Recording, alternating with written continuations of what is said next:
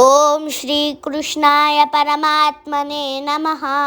శ్రీమద్భగవద్గీత అథ ద్వితీయోऽధ్యాయः.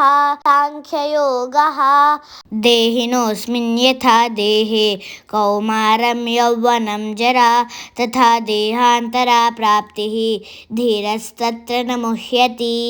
Hi friends, ఇక్కడ ఈ శ్లోకం నుంచి తెలుసుకోవాల్సింది ఏంటంటే అండి, ఇక్కడ శ్రీకృష్ణుడు అర్జునునికి క్లియర్గా ఎక్స్ప్లెయిన్ చేస్తున్నాడండి. అసలు శరీరం ఏంటి, ఆత్మ ఏంటి. సో శరీరం అనేది పర్మనెంట్ కాదు, టెంపరీనే. ఆత్మ అనేది ఎప్పటికీ పర్మనెంట్.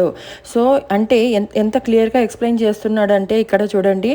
సో ప్రతి మనిషి తన ఎంటైర్ జీవితంలో ఒకప్పుడు బాలునిగా, మరొకప్పుడు యవ్వనవంతునిగా, ఇంకొకప్పుడు ముసలవానిగా మారుతూ ఉంటాడు కదండి. కానీ ఆత్మకు అనేది వయసు లేదండి, ఎప్పటికీ ఒకే విధంగా ఉంటుంది. శరీరమే మార్పులు చెందుతూ ఉంటుంది. అదేవిధంగా మరణం తర్వాత కూడా ఈ ఆత్మ చివరకు దేహాన్ని విడిచి ఇంకొక దేహంలోనికి వెళుతుందండి. సో ఆత్మకు వయసుతో సంబంధం లేదు, తర్వాత మరణంతో సంబంధం లేదండి. సో ఇక్కడ శ్రీకృష్ణుడు చెప్తున్నాడు, మరణం తర్వాత కూడా ఆత్మ అనేది ఇంకొక దేహంలోనికి వెళుతుంది కదా. సో అలాంటప్పుడు నువ్వు ఎందుకంత బాధపడుతున్నావు, ఎందుకంత వ్యాకులత చెందుతున్నావు.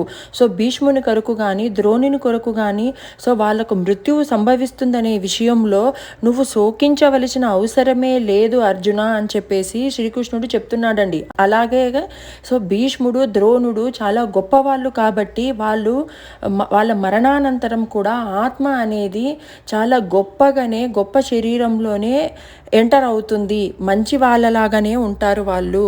అటువంటి గొప్ప వాళ్ళ ఆత్మ చాలా పవిత్రంగా ఉంటుంది కాబట్టి ఆ ఆత్మ ఎంటర్ అయ్యే దేహాలు కూడా, అంటే శరీరాలు కూడా మంచి దేహాలు, దేవతా శరీరాలనే పొందుతారు. సో నువ్వు వాళ్ళ గురించి చింతించవలసిన అవసరమే లేదు అర్జున అని చెప్పేసి శ్రీకృష్ణుడు చెప్తున్నాడండి. ఇది ఇక్కడ మనం తెలుసుకోవలసిన విషయం. ఇప్పుడు word to word meaning.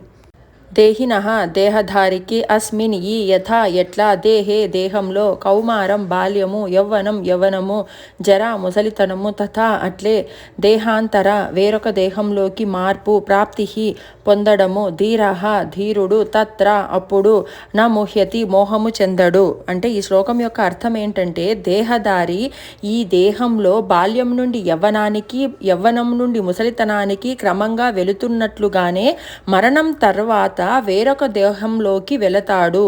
So ఇటువంటి మార్పుచే ధీరుడు మోహము చెందడు అని చెప్పేసి శ్రీకృష్ణుడు అర్జునుడితో చెప్తున్నాడండి. ఇది ఈ శ్లోకం యొక్క అర్థము. If you like this, please subscribe us and support us. Thank you.